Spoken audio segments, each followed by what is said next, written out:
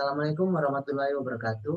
Perkenalkan, nama saya Jubrian JP dengan NIM O1A1 20090 dari kelas B, jurusan Farmasi, Fakultas Farmasi, Universitas Halu Oleo. Pada kesempatan kali ini, saya akan menjelaskan materi mengenai metabolisme karbohidrat pada mata kuliah Biokimia Farmasi. Adapun dosen pengampu pada mata kuliah ini yaitu Ibu Dr. Prima Endang Susilowati, MSI. Yang pertama ada glikolisis. Glikolisis berasal dari kata gliko yang berarti gula dan lisis yang berarti penguraian. Glikolisis merupakan proses penguraian gula 6 karbon menjadi 2 molekul asam pirufat berkarbon. Yang kedua ada glikogenesis. Glikogenesis merupakan pembentukan glikogen dari glukosa. Peningkatan kadar glukosa dalam darah yang terjadi, misalnya beberapa saat setelah makan, menyebabkan pankreas mensekresikan hormon insulin yang menstimulasi penyimpanan glukosa dalam bentuk glikogen di dalam hati dan otot.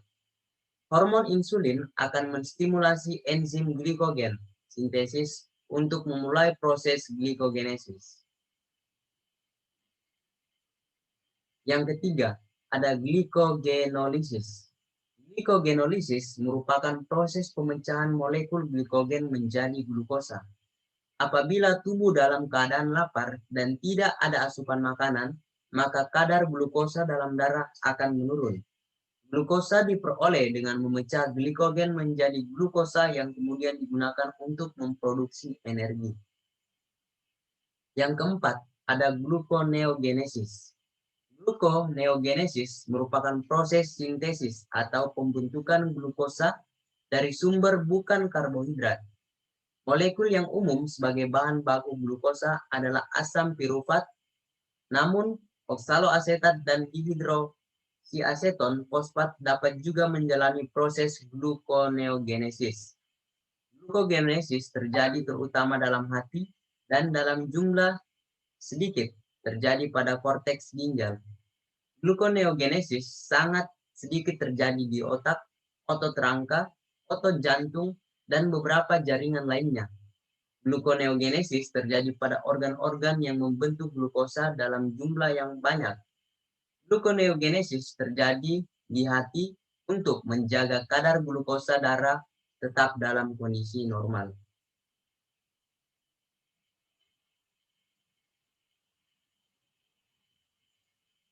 Selanjutnya ada siklus glikolisis. Siklus glikolisis dibagi menjadi 2 tahap, yaitu tahap penggunaan energi dan tahap pelepasan energi. Langkah pertama yaitu penambahan gugus fosfat pada molekul glukosa dalam bentuk enzim heksokinase sehingga terbentuk glukosa 6-fosfat. Yang kedua, glukosa 6-fosfat diubah menjadi isomer yaitu fruktosa 6-fosfat. Langkah yang ketiga yaitu fosfofruktokinase mentransfer gugus fosfat dari ATP ke fruktosa 6-fosfat, fruktosa 1,6 bifosfat. Langkah keempat yaitu aldolase membagi molekul gula yaitu fruktosa 1,6 bisfosfat menjadi 2 molekul gula yang berbeda dan merupakan isomernya. Langkah kelima yaitu 2 molekul gliseraldehid fosfat masing-masing akan masuk pada tahap glikolisis selanjutnya. Selanjutnya, pada tahap pelepasan energi. Pada tahap pelepasan energi, triosafosfat dehidrogenase mengkatalisis pemindahan elektron dan H+ dari substrat ke NAD+ membentuk NADH. Selanjutnya, glikolisis menghasilkan ATP. Gula telah diubah menjadi senyawa asam organik oleh fosfogliserokinase. Langkah ke-8, gugus fosfat dipindahkan sehingga menjadi 2 fosfogliserat oleh fosfogliserum mutase. Langkah ke-9 yaitu 2 fosfogliserat melepaskan molekul H2O sehingga terbentuk fenol pirufat kinase oleh enolase. Dan langkah yang terakhir, pirufat kinase mentransfer gugus fosfat sehingga menghasilkan 2 ATP lagi.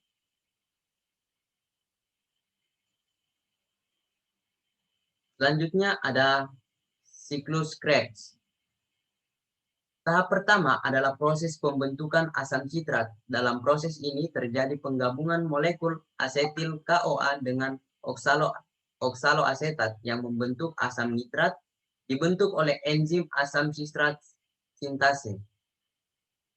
Langkah kedua, yaitu sitrat yang dihasilkan dari proses sebelumnya, kemudian diubah menjadi isositrat dengan bantuan enzim akotinase yang mengandung F2+. Langkah ketiga, terjadi proses dekarbosilasi atau perombakan pertama kali. Isositrat yang terbentuk dari tahapan sebelumnya dioksidasi menjadi oksalosuksinat yang terikat oleh enzim isositrat dehidrogenase. Pada tahap ini juga, isositrat diubah menjadi alfa ketoglutarat oleh enzim yang sama dan dibantu oleh NADH. Selanjutnya, langkah keempat yaitu terjadi proses pengubahan alfa ketoglutarat menjadi suksinil KOA oleh enzim alfa ketoglutarat kompleks dan proses oksidasi. Langkah yang kelima yaitu suksinil KOA kemudian diubah menjadi suksinat. Tidak hanya dibantu dengan enzim, tahap pengubahan ini dibantu juga oleh Mg2+ dan GDP, yang dengan fosfat membentuk GTP. GTP inilah yang diubah menjadi ATP, sehingga menjadi energi yang dibutuhkan jaringan. Langkah yang keenam, yaitu pada proses yang keenam ini, pada tahap ini, suksinat akan dioksidasi menjadi fumarat dengan bantuan enzim suksinat dehidrogenase. Selanjutnya, pada tahap yang ketujuh adalah proses hidrasi. Pada proses ini terjadi penambahan atom hidrogen pada ikatan karbon C sehingga menghasilkan produk berupa malat. Pada tahap yang ke-8, malat kemudian dioksidasi untuk menghasilkan oksaloasetat, kemudian akan menangkap asetil KOA sehingga siklus Krebs dapat terus-menerus terjadi. Selain itu, pada tahap ini juga berupa NADH. Untuk mencukupi energi, maka siklus Krebs harus berlangsung selama 2 kali. Hal ini dikarenakan reaksi oksidasi pada molekul glukosa. Untuk sekali proses siklus Krebs-nya hanya menghasilkan 2 molekul asetil KOA saja.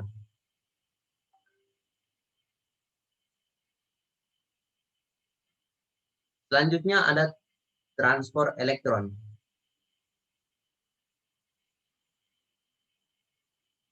Pada tahap yang pertama, NADH akan melepaskan elektronnya dan ditangkap kompleks protein 1. Kemudian berpindah menuju ubiquinon. Pada tahap kedua, saat elektron meninggalkan kompleks protein 1, menyebabkan sebuah H+ dikeluarkan menuju ruang antarmembran. Pada tahap yang ketiga, dari ubiquinon, elektron akan menuju kompleks protein 3 dan kemudian menuju sitokrom C. Pada tahap yang keempat, saat elektron meninggalkan kompleks protein 3, sebuah H+ juga akan dikeluarkan menuju ruang antarmembran. Dari sitokrom C, elektron akan menuju kompleks sitokrom 4, yang kemudian akan menuju penerimaan elektron terakhir, yaitu O2. Saat elektron meninggalkan kompleks protein 4, menyebabkan sebuah H+ juga dikeluarkan menuju ruang antarmembran. O2 setelah menerima elektron akan mengikat H+ dan membentuk H2O. Selanjutnya 3 H+ yang telah dikeluarkan tadi akan masuk kembali melalui enzim ATP sintese yang berada di membran tersebut.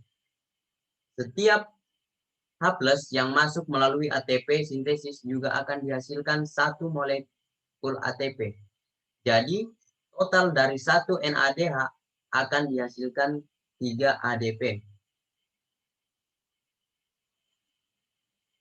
Selanjutnya ada hubungan antara metabolisme karbohidrat, lipid, dan protein. Protein memiliki sistem pencernaan, akan dipecah oleh enzim protease menjadi asam amino. Selanjutnya asam amino mengalami reaksi deaminasi sehingga dihasilkan NH3 atau gugus amino dan asam keton. Sedangkan hidrolisis lemak menghasilkan asam lemak dan gliserol. Asam lemak akan mengalami beta oksidasi menjadi asetil CoA. Selanjutnya, asetil CoA akan memasuki daur atau siklus Krebs. Sementara itu, gliserol akan diubah menjadi senyawa fosfoglyceraldehid agar dapat memasuki reaksi glikolisis. Hubungan ketiga molekul protein, karbo, dan lipid dapat dijadikan sebagai sumber energi dengan mengubah ketiga molekul tersebut menjadi asam pirufat dan asetil CoA yang nantinya akan diproses kembali pada siklus Krebs untuk menghasilkan energi bagi tubuh.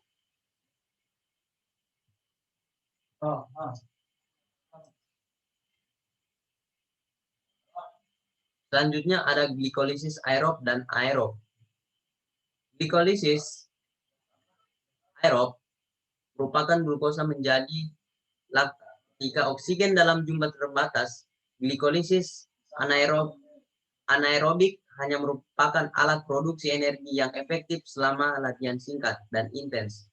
Menyediakan energi untuk jangka waktu mulai dari 10 detik hingga 2 menit. Ini jauh lebih cepat daripada metabolisme aerobik. Sistem glikolisis anaerobik atau asam laktat dominan dari sekitar 10 sampai 30 detik selama upaya maksimal. Ini mengisi ulang dengan sangat cepat selama periode ini dan menghasilkan 2 molekul ATP per molekul. Selanjutnya ada siklus aerob. Adalah transformasi glukosa dengan menggunakan bantuan oksigen dengan melewati beberapa tahapan seperti dekarbosilasi, oksidatif, siklus Krebs, dan transport elektron. Produk akhir dari glikolisis aerob berupa 36 molekul ATP per molekul glukosa. Sekianlah hasil presentasi saya mengenai metabolisme karbohidrat. Lebih dan kurangnya mohon dimaafkan. Saya akhiri. Wassalamualaikum warahmatullahi wabarakatuh.